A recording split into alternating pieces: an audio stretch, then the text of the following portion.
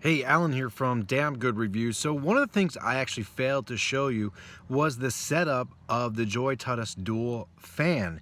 Now I showed it to you when I was using it on the boat, how it fit really great in the cup holder, but I didn't show you in the car. So in the car you have two options. You can either attach it to one of the headrest in the seat, or you can attach it to the window. Now, it probably would fit in the cup holder as well, but let me go ahead and show you these options that you have with the JoyTutus Dual Fan.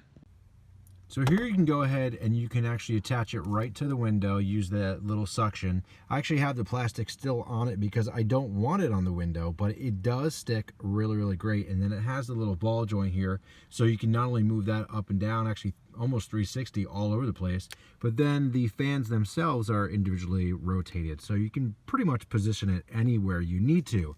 Now, what I will say, you want to check your local laws and everything about putting things in the window, because I mean, you could probably put it a little bit lower down, almost like this, and it would be out of the way. But don't, install it somewhere right there where it's going to be totally blocking your view. You don't want that.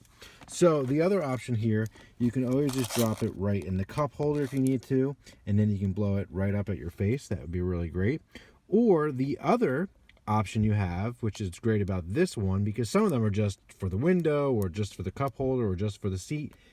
And we also have the seat attachment here.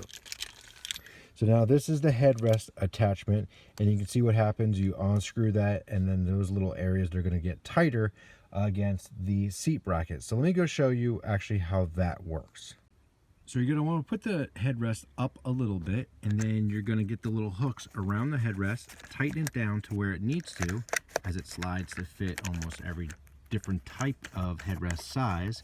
And tighten it so it gets in place there.